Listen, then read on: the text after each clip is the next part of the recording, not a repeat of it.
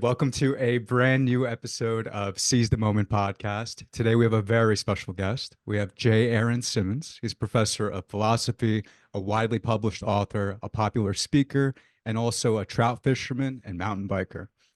Specializing in philosophy of religion and political philosophy, Aaron's the former president of the Søren Kierkegaard Society, and he's an active public philosopher and hosts the YouTube channel Philosophy for Where We Find Ourselves. And he's a frequent writer on Substack, Philosophy in the Wild. Please connect with him at jaronsimmons.com. And his newest book, available now, is called Camping with Kierkegaard, Faithfulness as a Way of Life.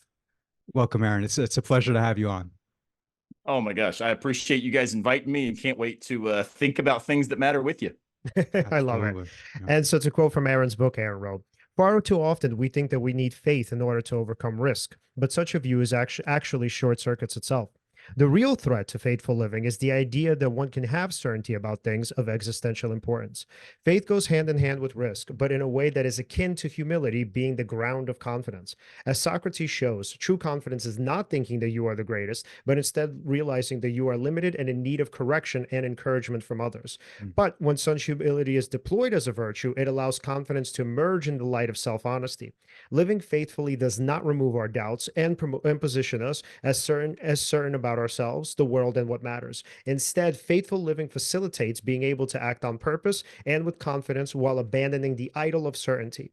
As a philosopher, I think clear definitions are important. Without them, we can often find ourselves missing each other's points as well as missing out on going deeper in our thinking. So here's my definition of faith: risk with direction." All right. So, I mean, as I'm sure you were expecting, so let's go into what faith is, risk with direction. I mean, often, when we think of faith, we think of religiosity, we think of irrationality, right? So we think of believing without reason. But for you, it's a little bit different. And obviously for Kierkegaard too. So can you tell us a little bit about that? So tell us, first of all, our understanding of faith, what actually is it, right? And then we can get into who Kierkegaard was, why he was important, etc. No, sounds good. So yeah, one of the things that I wrestle with a lot when it comes to, you write a lot of books and then you get a lot of feedback and you think, man, was that the right word? And so in this book, the question that I have asked myself is, does faithfulness best get at what I was trying to get at? And I continue to think it does. I continue to think it's the best definition for it, and I'll explain why.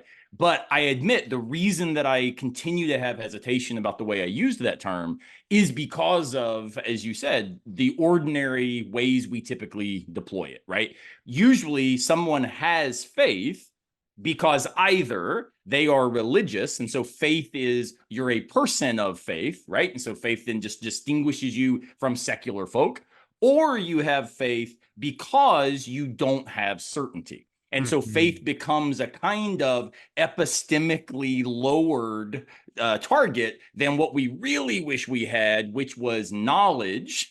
And then knowledge gets equated to, I have no questions, no doubt about the views I hold, right? So when I use faith, I mean neither of those things, which is a kind of risky move itself, right? What I mean by faith, as you said, is just risk with direction. And so I'm tapping into an existential philosophical tradition. And in particular, I'll give two examples and then we can turn to Kierkegaard. One is Jean-Paul Sartre. Sartre suggests that we are either in good faith or bad faith. So he's getting rid of that first idea, right? Where faith is not some sort of knowledge claim that only some people have. And if you lack knowledge, you're a faith person. Sartre says, no, we all have faith, because faith is the deployment that we partake in relative to the lives we're trying to lead. And so you can either do that faithfully for Sartre by being invested, purposive, reflective, and intentional about the contingency that defines the decisions you make, or you can be in bad faith, which means that you are in denial, right? You think things are obvious when they're not. You think you have certainty when in fact risk continues. The other person that I would draw on here is actually Friedrich Nietzsche, who, of course, famously says that God is dead. So you might claim, well, what a better atheistic model to turn to. He's clearly not a person of faith. But what he does in the madman parable when he declares the death of God is then says, who has wiped away the horizon, right? Are we now falling upwards or downwards or sideways or long ways? And what he does is basically says, when we abandon this idolatry of absolute certainty about what is true, good, and beautiful in the world, we have to fall back on the idea that we are still moving. So how will we name that direction? So if you combine those two, you get with Sartre radical risk as concerns selfhood in life and meaning. And Nietzsche, you get directionality, because we've got to name the decisions we make, the beliefs we hold, and the hopes we have. We have to name that as actually something towards which we are moving. And so when I talk about faith as risk with direction, I mean it in that existential sense. So when I'm saying faithfulness is a way of life that I'm trying to advocate and defend, I'm doing this as opposed to what I name as the success orientation of human culture, which is where we say, hey, we're not actually really concerned with whether you're religious or not. We're concerned with, are you reinforcing the status quo by which everybody gets to live and shut down their reflective capacities? And we just name that success. Do you have a fancy car? Nobody questions you, right? Have you got the money? Like 2 Chainz, is money your motivation? Then baby, you're good. There's nothing that we have to justify or explain. And what I'm trying to do is say, but notice how that diminishes and erases the actual substance of human meaning, human potential, in light of the vulnerability of our existential situation and the relationality by which meaning is always made and shared. So why I turn to Kierkegaard is because Kierkegaard, I think, is the one philosopher in this existential tradition who most explicitly is talking about faith. But the way he does this is at 2 levels. He does it explicitly as a Christian and as an existential thinker. And so I identify as both of those things. I'm an existential philosopher, but I also happen personally to be confessionally committed to Christianity. And so he allowed me to be able to say, hey, I mean Sartre, Nietzsche, atheistic existential faith, but this can also play out. A direction can be determinate religious existence. And so in the book, I only have 1 chapter that's explicitly talking about my conception of God. The rest of the chapters are about that existential task that I hope resonates with everybody, so long as they're willing to take up the idea that making more money doesn't make you more important. Wait, and I do have a question then. So, because you mentioned contingency, what did you mean by that? Yeah, so the way we think about the world, the best way I can put this is a phrase that colleges like a lot, which is, come to our school, we're going to give you real world experience. Right. Well, notice that narrative of there's this real world out there for which we are preparing you, right? And this is also a narrative, by the way, that businesses in general benefit from, because what real world are we preparing students for? The world defined by business logics determining value and importance. Right. And so what I mean by contingency is simply, look, there is no real world. There's the world you've let become real. That we inherit and inhabit a history of contingent, could be otherwise human decisions about what we're okay with.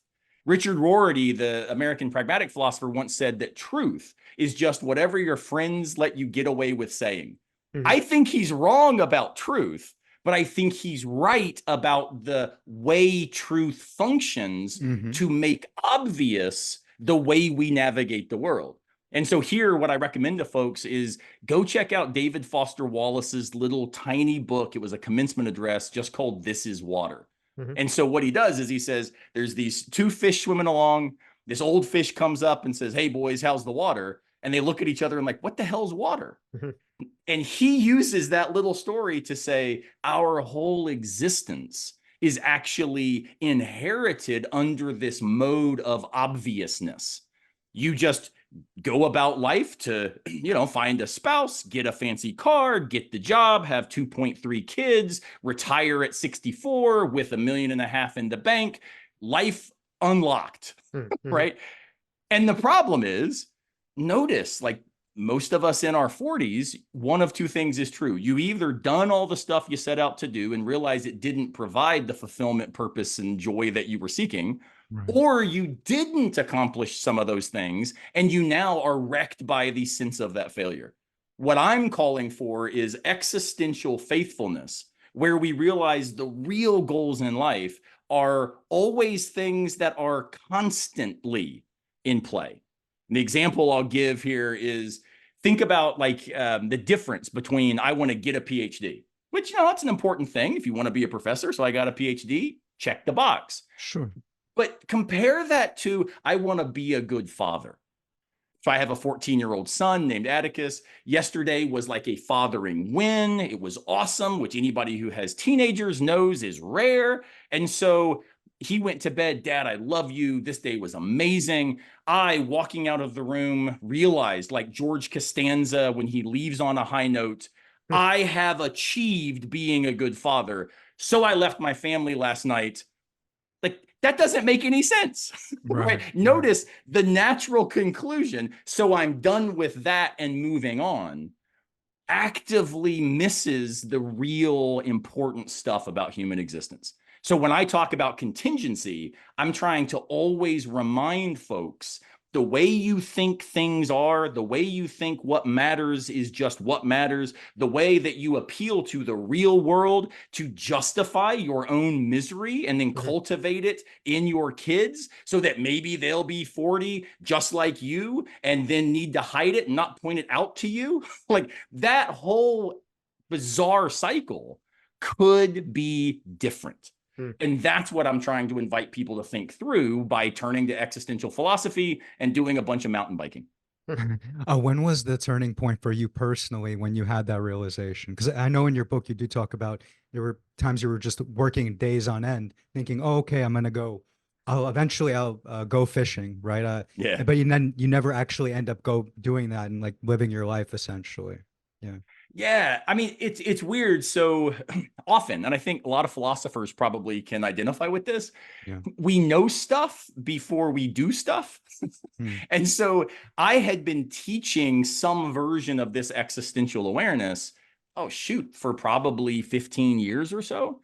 I had even given a TEDx talk called The Failure of Success, where I basically laid out these categories of success and faithfulness and why faithfulness is more existentially compelling. And it doesn't mean that we then like refuse to go to work and all we do is, resign ourselves to fishing.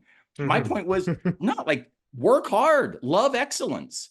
Just recognize that you're choosing what you do in the world. And so ask this fundamental question: what is worthy of your finitude? Where finitude's just the idea you're limited, you're gonna die, aging and death define us, they're part of the deal.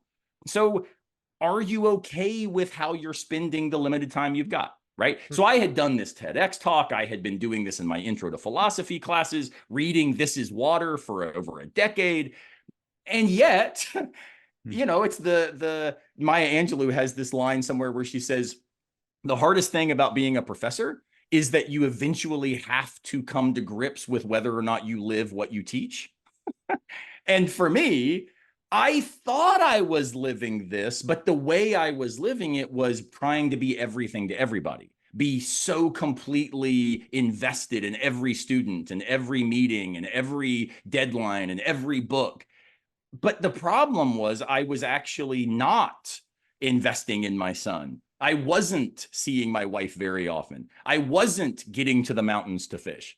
And so what it took for me was the interruption or the breaking of what I call the inertia of the everyday.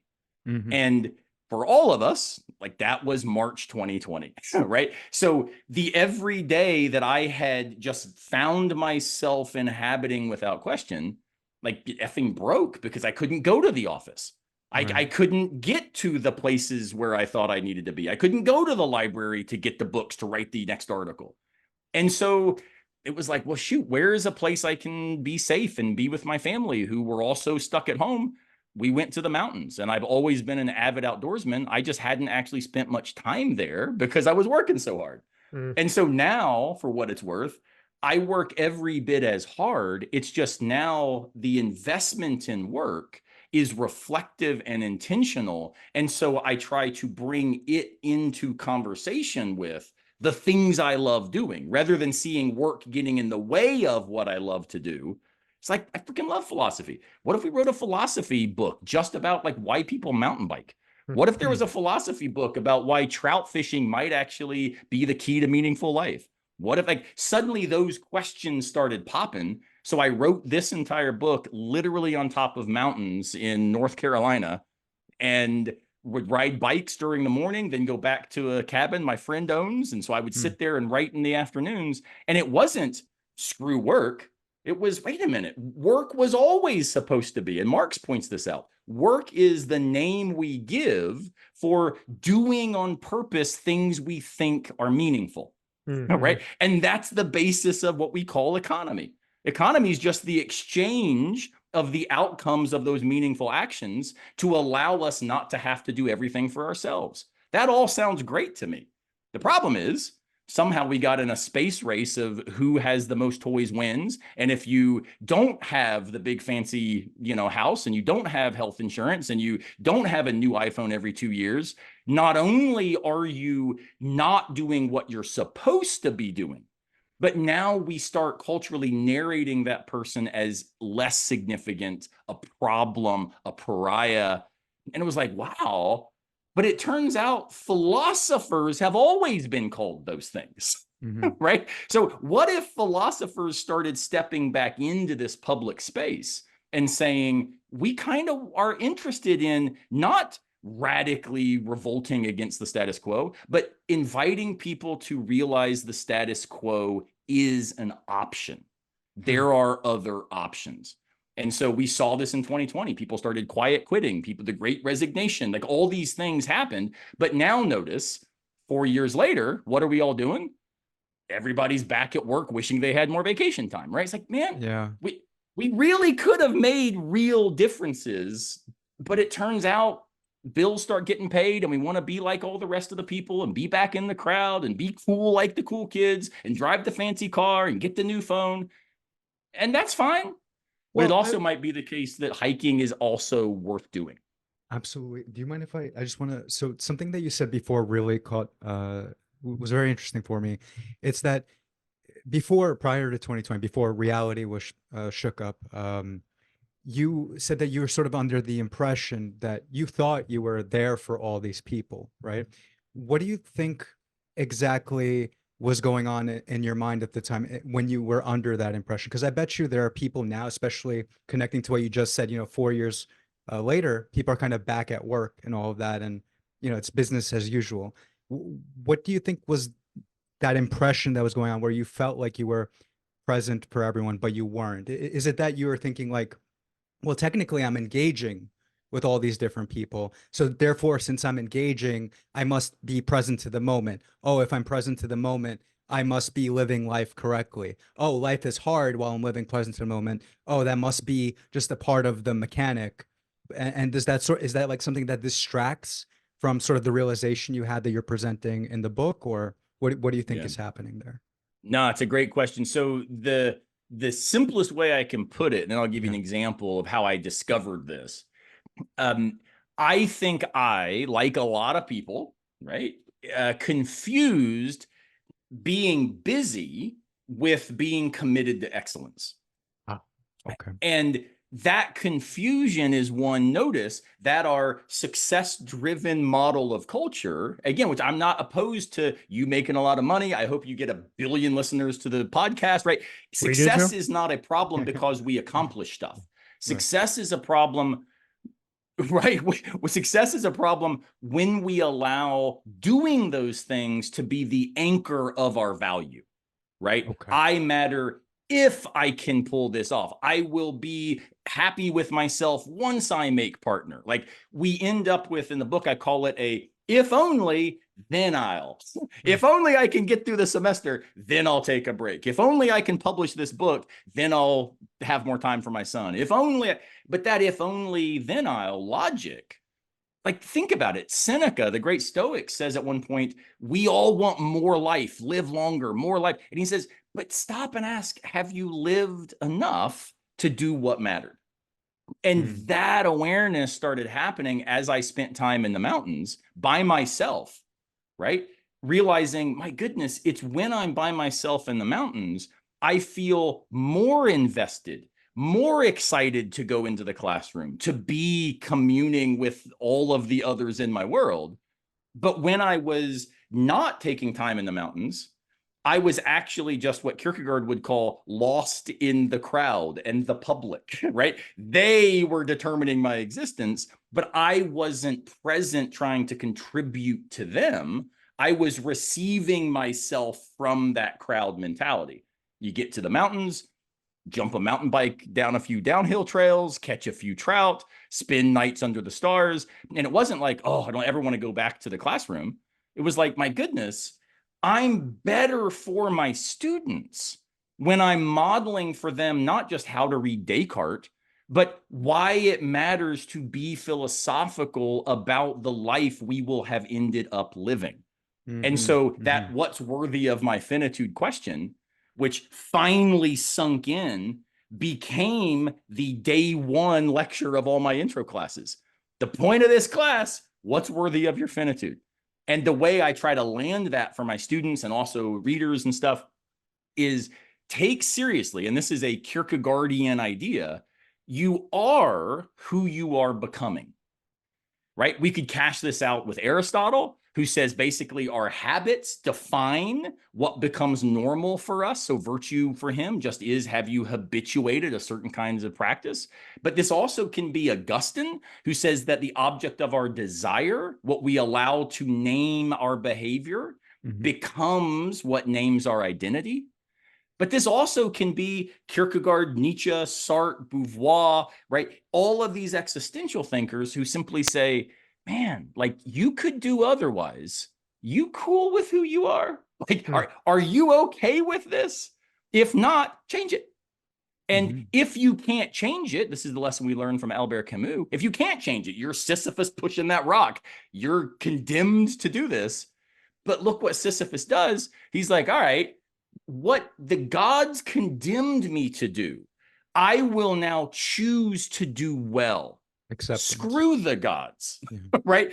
He refuses to let the gods dictate what condemns him. He chooses to do what he doesn't have a choice about doing, to reject the condemnation. In fact, we were talking before the episode started about this amazing movie, The Hurricane, starring Denzel Washington. Right. Yeah. This is what that movie models, is this guy stuck in prison 16 plus years. He says, I refuse to let their time, their priorities, and their desires dictate my existence. So I would wake when they sleep when they woke, refuse the food that they gave. Like, all of these moves, he couldn't get out of prison. But what he did in this kind of quasi-stoic-y existential way is refuse to let prison name his identity. And that's what kind of happened for me. And I think for far too many of us, like, we're locked in a kind of success modeled prison, but we absolutely don't want to name it as that. And for me, I had that happen, but I wanted to name it as excellence, hard work, loving my family enough to teach 7 extra classes so I can get all the things I was doing. I never narrated as workaholism. I never narrated as a problem. I just saw it as, look, this is what you do when you're committed to what you do and doing it well. Now I realize, no, I should have fished more. Like that would have made me better at the things I thought I was loving doing. Well, so Wait, so is it all right? So I want to actually kind of give you sort of my take on it or tell you a bit of a story. And then I actually have a question for both of you. So Ed, please remember, because I want you to answer too, because I'm actually curious what you think, Alan. So, oftentimes when people ask me, so I'm objectively, by I guess any metric in the US, I'm considered to be successful in terms of like what I do. I have my own career. Like I have a lot of stuff going on, right? The podcast writing, etc. Right. But so it's so funny because when people ask me, they're like, oh, how do you do this thing that seems to be so apparently hard? They actually don't get it. So, and I would argue it's only the real the people who really know me. So what they don't get is that for me, a lot of this stuff comes naturally. So because I tend to be obsessive, and the thing is, my mind tends to actually shut off when I'm pursuing something. I just kind of do it. So like, let's say when I'm writing, I just write, I pump it out, and then I move on. So when people ask me, they're like, oh, hey, don't you actually like struggle with a lot of anxiety with this stuff? Actually, the answer is not really. And so the answer is why, and here's where I want to ask you guys a question. So the answer is why for me is because for me, it's actually harder to do the other stuff. So when you talk about faith and faith as being something as, let's say, as risk with direction, the way I think of it as is that when it comes to success, for me at the very least, there's actually not that much risk involved. Meaning, even though, yes, I feel bad about it, let's say when I fail, I get rejected, whatever it is, I actually have the ability to just move on. Like I'll fucking cry about it. And then literally the next day, I'll just go do something else. And so the reason why is because the thing that I'm actually afraid of is the thing, this is the real risk for me, right? Because this is where the direction should go, but it doesn't. So the real risk is actually what you're talking about. It's sort of being a good lover, being a good father, being a friend, being intimate, being vulnerable. These are the things I can't really do. So the other stuff actually comes easily to me. So this is the question that I have for both of you, and I actually want to hear your answer first because I don't want you to be influenced by Aaron. I'm just curious. So do you ever do you find that it's the case that the stuff that you do, right, when it comes to success, when it comes to the things that make you happy, podcasting, whatever, do you actually find that the stuff that seems like on the surface is really risky, that's actually less risky than the other stuff, like something like being in love? Honestly, before we actually started podcasting, it was actually it's incredibly scary, right? Like kind of putting yourself out there, public speaking. If you get successful, people will now know who you are, and they might look up who you are and or maybe find out something about your past, or even if that wasn't a concern, just like in general, just kind of seeing you maybe vulnerable if you end up actually becoming vulnerable. And what if you make a mistake while expressing yourself? They'll see that side of you and that kind of thing. So for me, it's actually more like this is something in your book, Aaron, actually, which is like when you get a call, right, to do something. For me, what kind of made me align with maybe with doing this podcast or just in general, sort of talking about some of the things that we talk about on the podcast, like whether it's being present to the moment, nuanced thinking, the different forms of philosophy that we discuss. I'm more kind of motivated by the value that brings in order to kind of overcome the anxieties that kind of come with putting yourself out there, right? The importance or the purpose of the goal or of the calling kind of pulled me from those anxieties and fears, which kept me from sort of expressing, maybe authentically, or as authentically as possible. Who can really say, oh, I'm being authentic? But it happens on and off, right?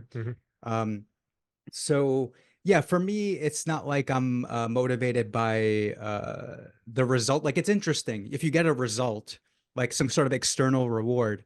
Oh, that's cool. But for me to even think of the external reward, it actually causes too much of attention personally for me that keeps me from sort of properly engaging in the goal. So I know that intellectually, if somebody were to explain to someone, in order for you to perform at your very best, in order for your information to be received completely, you must be authentic or something like that. Let's say something like that is told to someone. That is great to know sort of intellectually. But for me, when I experience like just trying to communicate something, I just cannot even allow myself to think into the future or about the external reward because of the tension that it causes. So I just have a different sort of relationship with that stuff. Oh, so ultimately within that, let's call it pursuit of success or whatever. It's the sort of vulnerability, just like for me, that scares you, right? Sure, but then what kind of takes me out of it is kind of the purpose or the calling of what it is that we're supposed to be doing, or the actual engagement. All right, Aaron. All right, you. Yeah, no, so now what's going to happen is I'm influenced by his answers. See, so either way we go, right? So look, I actually think this question's awesome because it highlights something that's easy to miss, which is it's not that we choose one thing to embrace the risk as opposed to choosing something that's unrisky. Mhm. It's, do we recognize that the risk is in play no matter the direction, right? No matter the choice. So for you, Leon, if you're saying like, man, like writing the book and doing the stuff and kind of, getting in my zone and just flowing into these things, that can absolutely be easy because it feels like there's no risk. But then you said, but then I realized like, oh crap, this is sort of allowing me to not have to pay attention to the fact that I suck in these other spaces. The existentialist in me wants to say, right, are you okay with continuing to suck at this, right? And so eventually, maybe a really lowbrow way of saying it is, we're all gonna suck at something, but are we okay with where we've chosen to prioritize being good and then allowing the suck to happen somewhere else? In my life, I cared so much about being such a the goal wasn't like to be influential as a philosopher or get to Harvard or something. It was, I didn't want to be a spectator. Like that was what motivated me, right? I remember using the analogy when I went to grad school. So I went to Vanderbilt for my PhD and didn't have funding. And so for people who know, going to get a PhD in philosophy without funding is not just risky, it's like boneheadedly stupid. This was, and I don't have lots of money. My parents are both professors. Like this was not a good move. And yet I remember telling this woman, she was a classics professor who was surprised that I had chosen to come, even though I didn't get the funding. And I said, well, I got funding at a couple other universities, full funding, big packages, like all the things. She's like, well, why wouldn't you take those? And I said, because I was unconvinced those universities would prepare me to actually be a player in the game. They would prepare me, I thought, to simply watch the game and encourage other people to watch it too. And so I said, it's like, it'd be cool to go see the US Open, right? Go to New York City, watch the US Open. This is amazing. But imagine the difference between thinking you have arrived because you got there and got a ticket, as opposed to them handing you the racket and saying, you're up next, right? That difference is what motivated me. It was never the publish 1 billion books. It was never get to Harvard or Yale. It was, have I spent my career as a philosopher, my life as a philosopher, being okay just talking about what other people have said? Or have I, as Walt Whitman suggests, contributed a verse to what people have been saying? And that was what motivated me. And notice, right, Leo? Like that sounds virtuous. Like that's a great way like that sounds like a faithful way to narrate my career. The problem is that still comes at cost. There's still risk. And in my case, the risk was when I was 3, or my son was 3, we were driving past my university and he leans over to his grandma and says, Grandma, look, that's where daddy lives. And I was like, crap. Like I've messed this up. You'd think I'd change. He's 7, 8, and we're walking down the street holding my hand. And he says, Dad, I don't want to be a philosopher. I was like, what? We're the freaking coolest. What do you mean, man?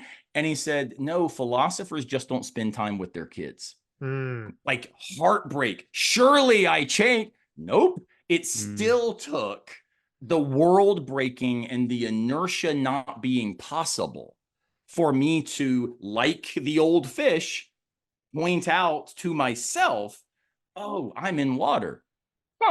Right. Yeah.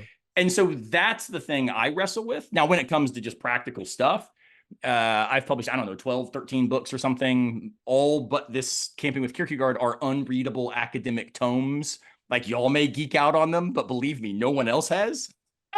And so writing this new book for a broad audience, telling about my own stories, about my relation to my wife, about some of the things that I've really messed up in my life and trying to do better now, talking about weekly engagements on YouTube, doing Substack, which is now, again, like available to anybody who, reads stuff. All of those moves, it's not harder in the sense that like, oh my goodness, I'm so anxious about being vulnerable. That doesn't affect me. It's hard in the sense of, how can I do this and not just give into what is so easy writing to academics? Like, how do I do this and actually take seriously the call of different others who don't read Heidegger, right? The call of an audience who says, like a 78-year-old guy who was at one of my talks recently, and he came up afterwards and he said, I just want to thank you. He said, I want whatever, like 15 copies of the book or something. I was like, man, that's a lot of copies. Like, one's probably enough. And he said, no, you don't understand. When I retired, I have spent every day wondering why I should get out of bed until I heard this talk. Now I realize faithfulness continues to be possible. I want a copy for me and all of my grandkids, right? Yeah. And you're like, man, that doesn't make me feel cocky or, he's so lucky he got me. It's humbling in precisely the sense that if I don't continue to try to get out of bed every day and live into the stuff I'm trying to encourage others to take seriously, no matter how many books I've sold, I messed this up. And so that's the call for me these days is, am I actively taking seriously that the normal way I think I should say something or explain something, but if I've missed the audience, it just doesn't matter, right? So how can I start seeing what other people are actually expressing without having the words to articulate? Yeah. And it's essentially, I would argue, and I mean, I'm sure you would agree that it's glory for glory's sake. There's this famous story of Alexander the Great where he essentially goes to conquer India, and then Hephaestion, his partner at the time, he says to him, what would you do, Alexander, if you ever reached the end of the world? And he says, well, I would just turn around and conquer it backward. So what that essentially is, although it's cool as fuck, right? But what that essentially tells you is that this is all kind of pointless, that he's all just doing this to sustain himself. It's all kind of ego driven. And there's this great line that you had, I remember, you said, kind of about the mindset, about how if you start thinking of, okay, if then you get stuck in it. Go for it. Yeah. It's actually related to something you said a little bit earlier. Yeah, if you have the mindset of, I'll be happy when, like, oh, I'll be happy when I get this job. I'll be happy when I get this amount of money, when I achieve this, when I achieve that, when that happens, and so on. You're essentially priming your brain to think, I'll only be happy when a certain external event or conditioning, or a condition occurs, rather.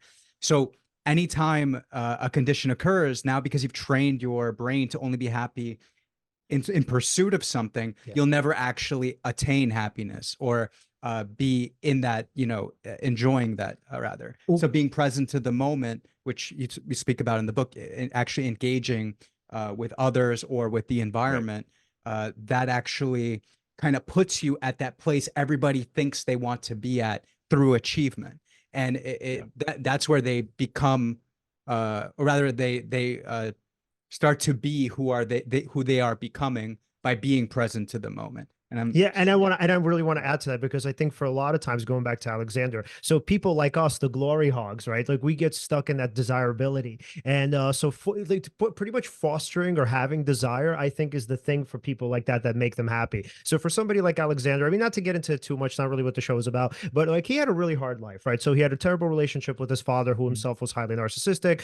His mom was super possessive. So really, I mean, and also he lived in fucking Macedonia, fucking in the 2000 BC, right? Like, so things that people don't necessarily think of as a high quality life, or encompassing a high quality life. So when you have something like that, you have this unquenchable thirst, right? So I think what Alexander is essentially saying when he says, I would turn around and cock the world backwards, is he essentially saying is the only thing that's making me happy is the desire and the hope for more. Like, essentially, it's kind of what you're saying, right? It's saying not only do we get stuck in it, is it that we can't really feel happy otherwise, and that we constantly need more and more. But I think for those people, and I mean, myself included, obviously, is that for us, it's just that eternal hope, that great Gatsby, it's that thinking like, okay, when, right? I'll have this thing in the future, but I don't have it now, because if I get it now, that's too fucking scary. What if it doesn't live up to my expectations? What if I'm not good enough for it? What if I lose it? What if?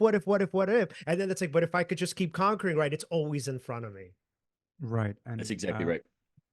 Right. And the thing about that is, that mindset of wanting more or desiring more or sort of trying to achieve this or that, ultimately speaking, only when taken to sort of a toxic level, to the point where somebody is so convinced that that is the only way to live, that is essentially where that way of thinking becomes a detriment, right?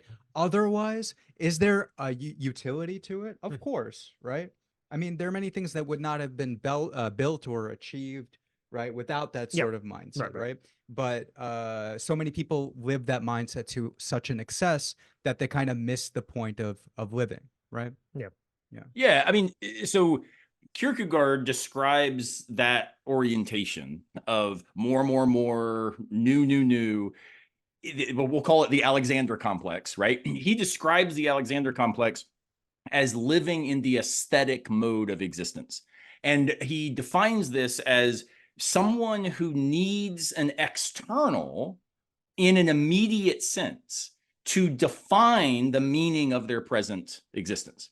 And so the problem with this, right, is you always have to keep changing the object of desire in order to think that your immediate moment, your existence, actually matters. And so he gives two examples. One, he says, we live kind of like the farmer who's always rotating crops, right? The field will only work if I keep rotating what crop I'm planting in it.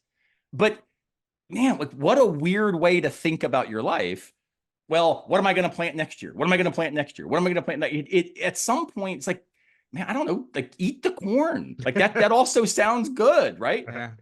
The other example he gives, which not to pick on Leon saying that he struggles with being a good lover, but he says it's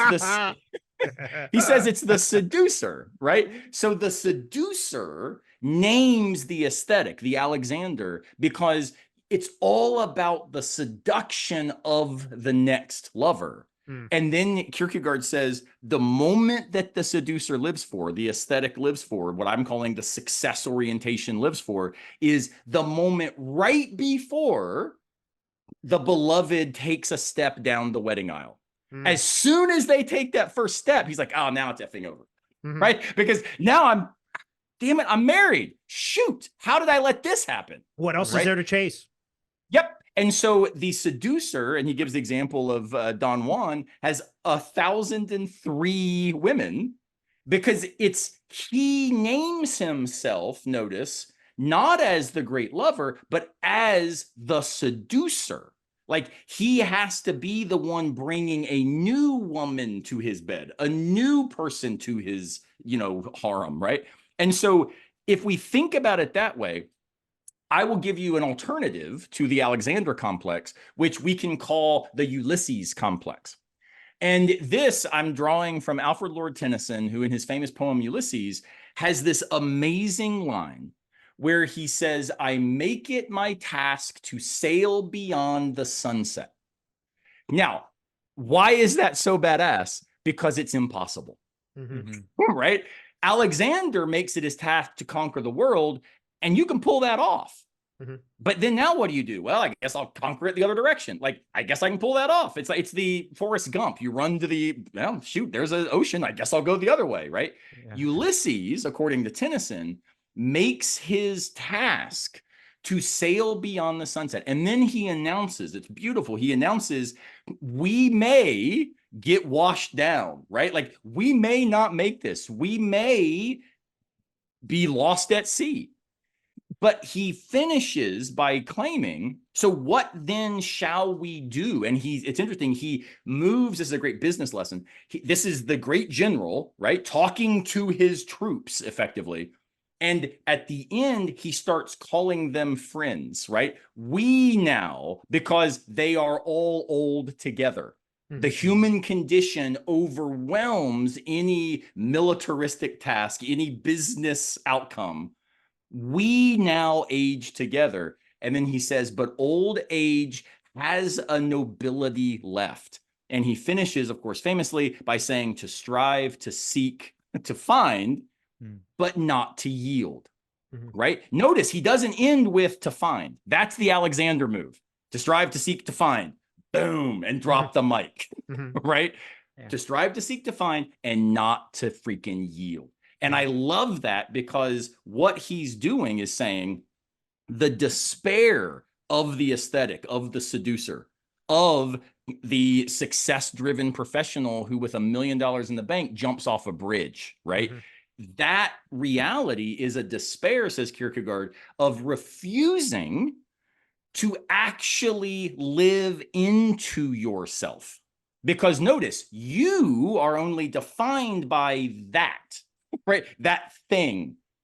And in contrast, faithfulness, he says, roots out despair. And the example here is Martin Luther King, who in this amazing speech, it's taught right before the end of his life, he says, if I die, don't talk about my Nobel Prizes. Don't talk about the successes in, Montgomery and Birmingham. Don't say that I had PhDs. Now, he goes through the list, because notice he's not suggesting, so lay on the couch and, refuse to go to work. He's saying, no, go do all kinds of stuff, but realize it's logistics. Go publish that book, start the podcast, buy the car. It's logistics, get the degree, whatever. These are important things. You want to go to law school? Well, you got to go to college. But don't think now I have arrived because I got to law school. And so he ends by saying, I want you to tell them, I want you to remind them that I was a drum major for justice, right? What does that mean? I was somebody who, whether or not, and he says this the night before he gets assassinated, he says, whether or not I go with you to the promised land, I'm good. It's okay, right? Because it was never about checking that box. It was about living a life that we were okay having lived. And so my example here is always Jay-Z. He's got this great line in one of his tracks where he says, baby, I'm good. Yeah. And so for me, it's like, man, are you good? And so I ask my students this almost every class, you good?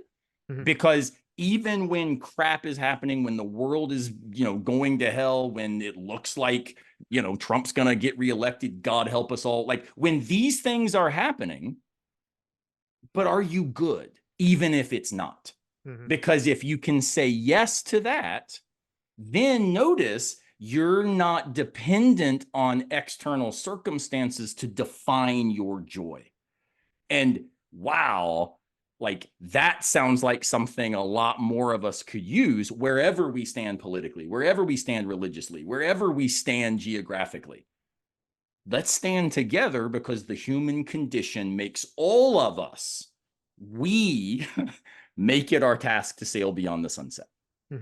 Yeah, and it kind of seems like, at least from my understanding of that, is sailing beyond the sunset is getting in touch and actually trying your best to actualize your actual needs. It's essentially saying that, okay, you have this external world, and, going back to what I said before, the successes or whatever, to a lot of us, I mean, they do come easily, and they don't seem to be meaningful in the sense that they don't necessarily fill the void. But then here's the question that I would have for you. So if we're not depending on externals, and I'll personalize this, right? So here you have somebody like me, right? So who has a somewhat of a, not even a somewhat, I'm fucking lying. So who has a terror of relationships, right? Who would say, okay, you know what? Like, yeah, sure.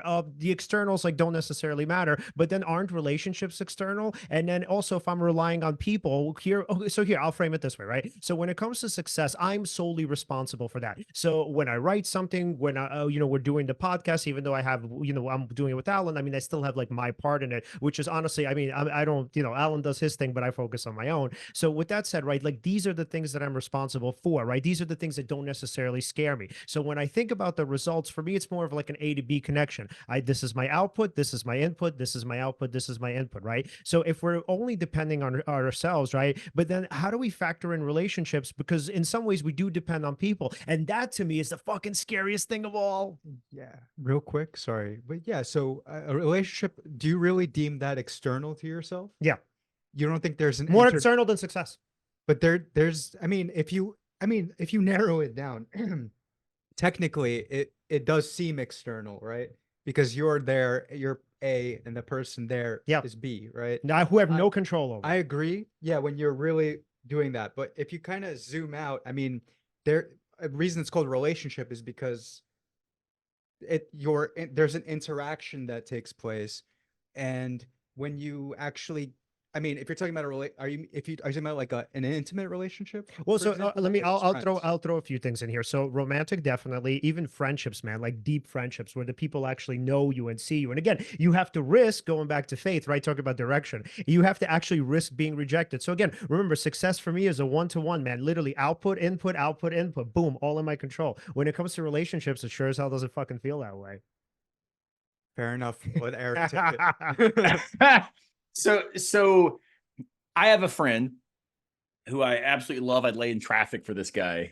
And I should say, like, I'm 46. So it turns out, like, you've heard the joke, right? That Jesus must have been God because he had 12 good guy friends in his 30s.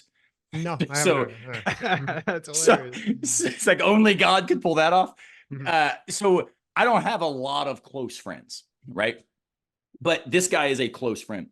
And he's single. And one of the things that is so interesting about him, we mountain bike together and stuff. And one of the things that's interesting is he is so interested in finding the relationship, right? Because he so desperately wants not to be alone, to have that intimacy, to be, you know, like the maximal friendship with another who's like united in life.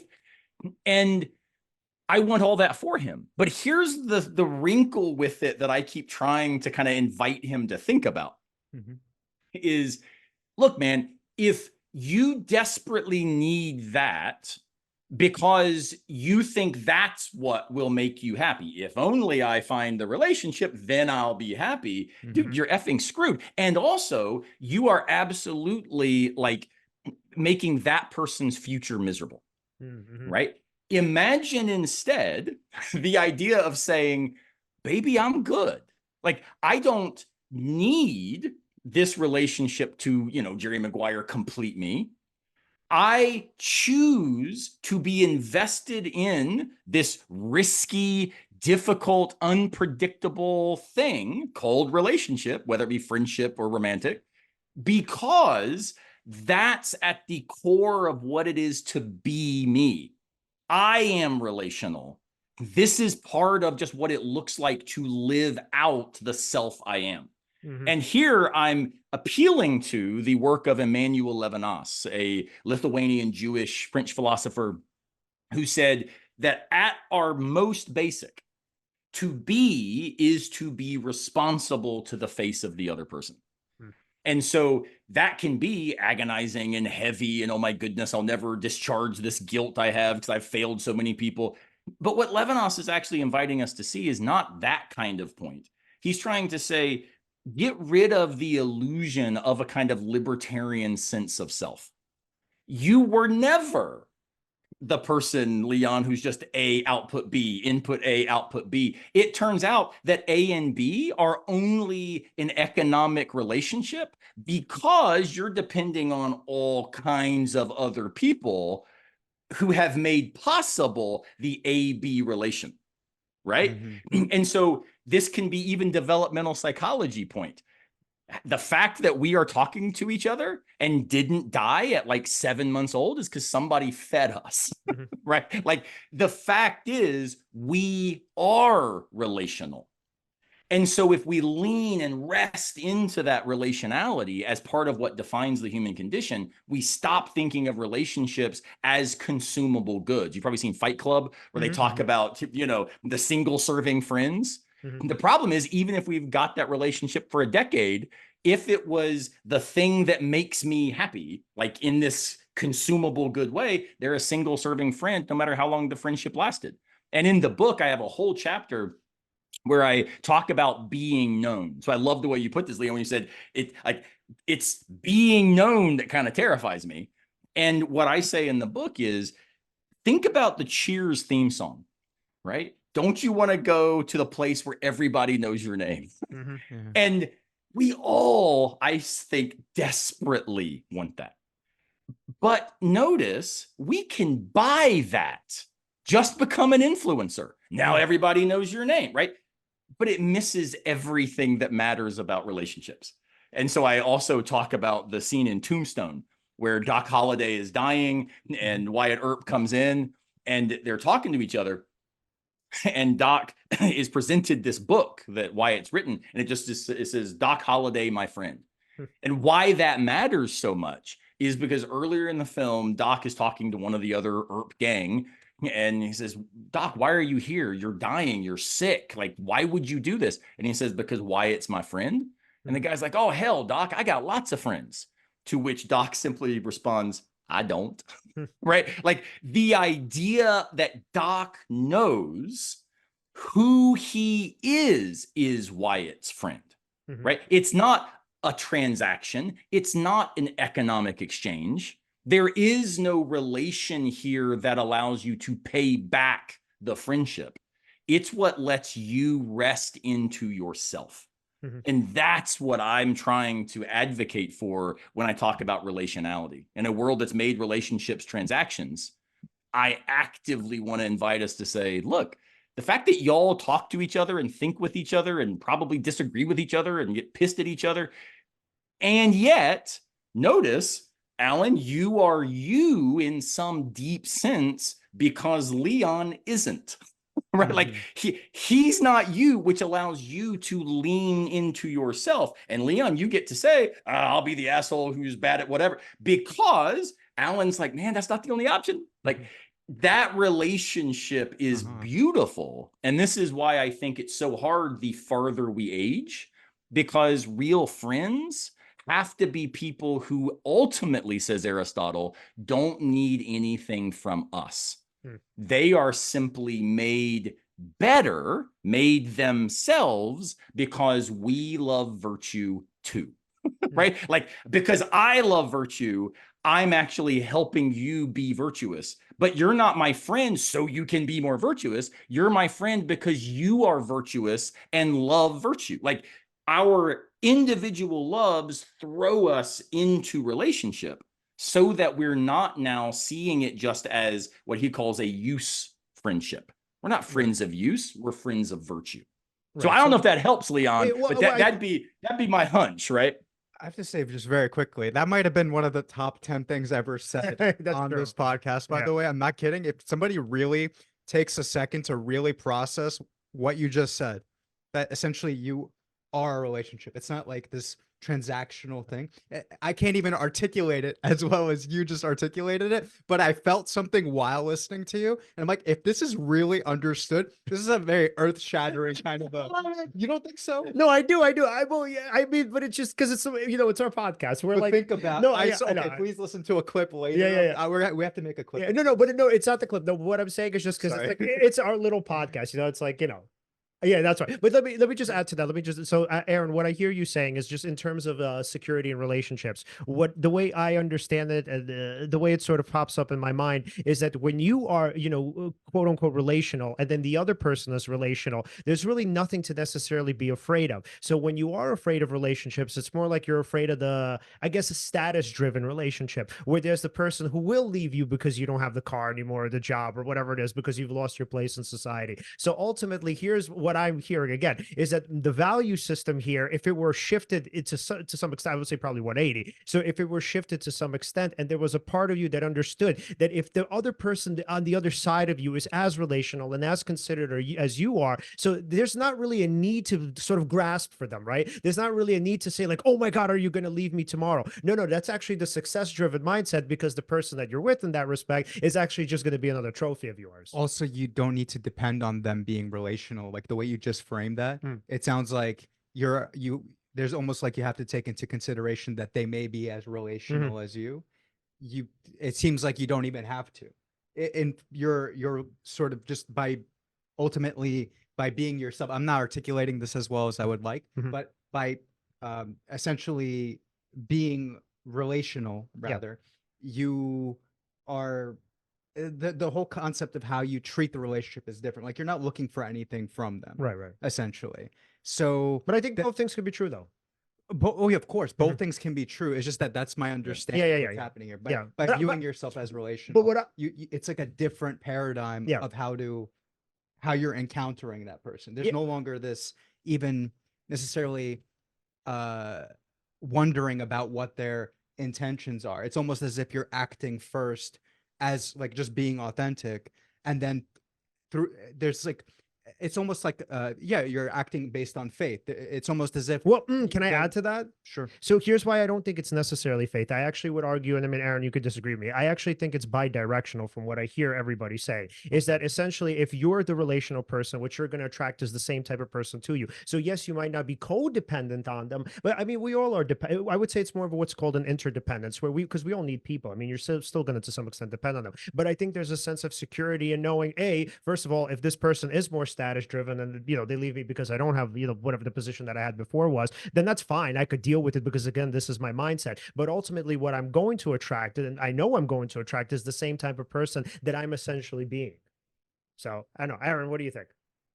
Yeah, so it's fascinating. So I agree in part with what you're both saying, and yet I think you are disagreeing with each other. So it's one of these, a friend of your enemy is my enemy or something. So here's what I like about, Alan, what you're saying. It absolutely, I agree entirely with you. When we understand this kind of Levinasian sense of we are relational. And so in the book, I suggest that we are vulnerable, we are relational. That's the human condition. And that then requires of us to recognize that risk with direction is always happening. The question is, will we then take that up as a task, or will we cover over it accomplishing, right? True. And when we do that, it's going to then motivate us to develop certain virtues, which I name as humility, hospitality, and gratitude, as the ways that this faithful life will live out. Now, why I kind of go through that general arc of the book is because you're right, I think, Alan, that it can't be some sort of, well, I'm surveying the populace for the right sorts of people, right? Because then it does just become kind of like the shopping mall model of relationships. Ooh, there's a really smart relational person. I'll give them the time of day, right? So I'm with you entirely. That would reduce all of this back to the problematic idea that I want to reject. And by the way, faithfulness can become a bastardized, deficient mode of success-driven life. I'm going to be effing faithfuler than anybody else. I'm going to be more faithful than you, right? Suck it. So if we see relations that way, I'm out.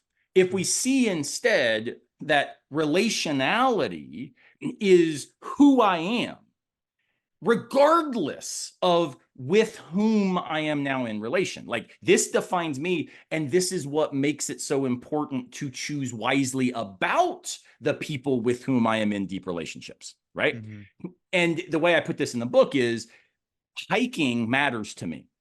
But what matters more than hiking is with whom I choose to hike, right? Like, who am I going to be on trail with? And sometimes I'll be by myself. But again, when I'm by myself on trail, I'm becoming better at then going back into the office and being with others, right? Now, what I agree with you on, Leon, is it is super important to realize that not all relationships are going to live at this kind of highest level of human potential, right? So for what it's worth, like, I hope we get to hang out and actually go mountain biking together and grab a cider at one of the cideries, Mills River, North Carolina.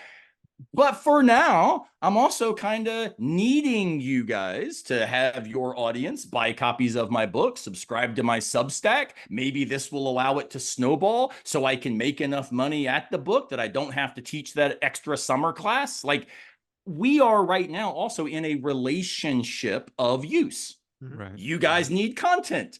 Maybe he's not boring. I don't know. Let's stick him on the pot. Like, so I'm wanting to say that's not vicious. Right? That's fine. Of course. That's logistics.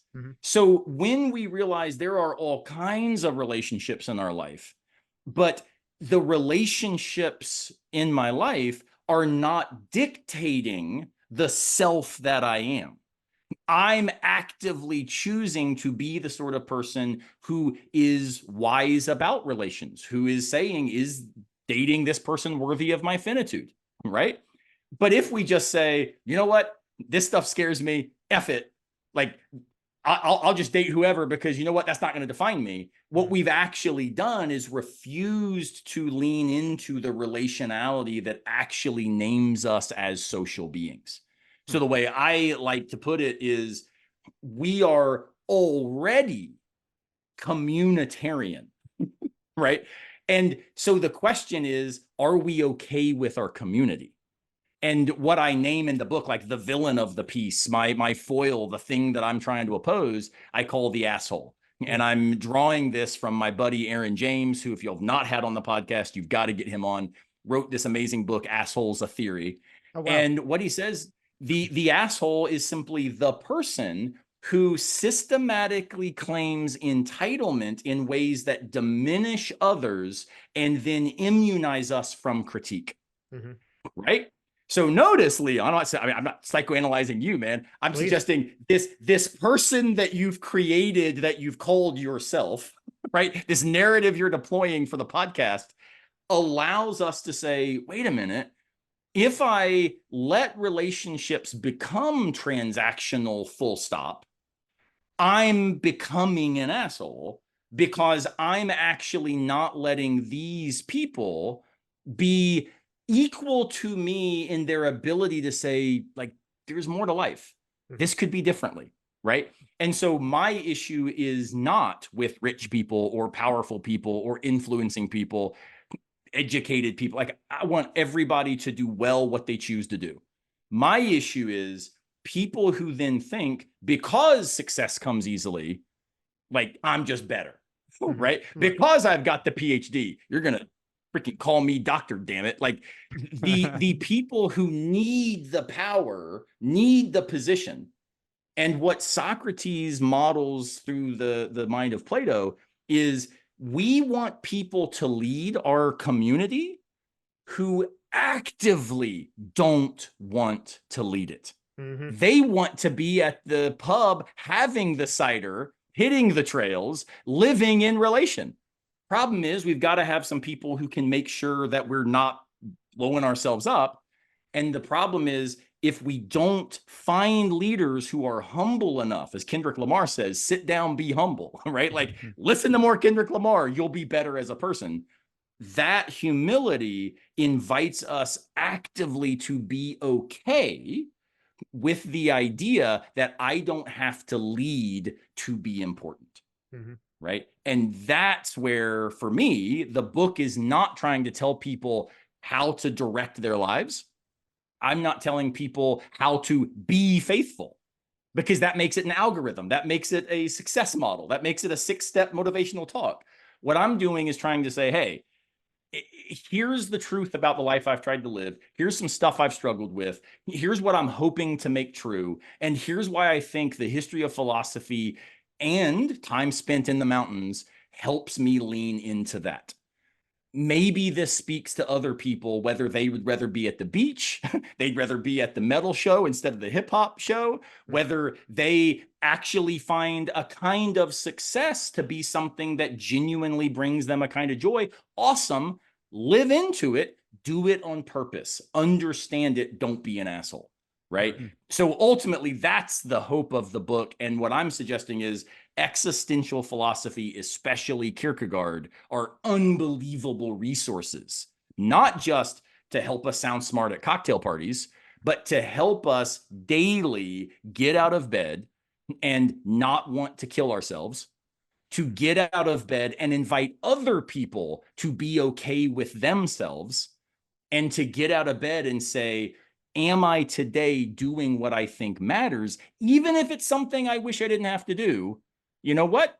This is something that's getting me where I'm hoping to go, and that's okay. But I don't need to get there to feel like my life was significant. That's what I'm up to and trying to do for folks. So I love it, man. Wow. And such a great endpoint. All right, Alan, final questions for Aaron before we wrap up. Yes. If we wanted to follow you, follow your work, and of course, buy the book, where can we do that? Yeah, so for anybody who wants to buy the book, Camping with Kierkegaard, it's available on Amazon. If you are morally opposed to Amazon, you can also get it at bookshop.org. It is available there. You can order it also at any bookstore. They probably won't carry it. And the reason is because it turns out bringing philosophy to the masses is not something that a lot of really big presses think is a good idea, because their success model doesn't see the business strategy as being lucrative. So I published this with a friend of mine who owns a boutique press, somebody you've had on as a guest, Tom Morris. And so this was published in Tom Morris's boutique Let's Do Philosophy and Change the World press called Wisdom Work. So it's available everywhere. Amazon bookshop or bookstores. You just have to order it from the bookstore. And then if they want to connect with me more broadly or more regularly, my Substack is really the kind of landing pad for that. Philosophy in the Wild. I do weekly posts, sometimes more than one a week. There's stuff, I do Music Mondays where I reflect on contemporary music, which of course contemporary usually for me is like 1990s stuff. so I'm being told by my students that like I'm all dad rocky now, which kind of makes me sad. But I also do a monthly newsletter there for free. And then a lot of stuff that's behind some paywalls to help people, basically help me continue to do this in ways that are sustainable.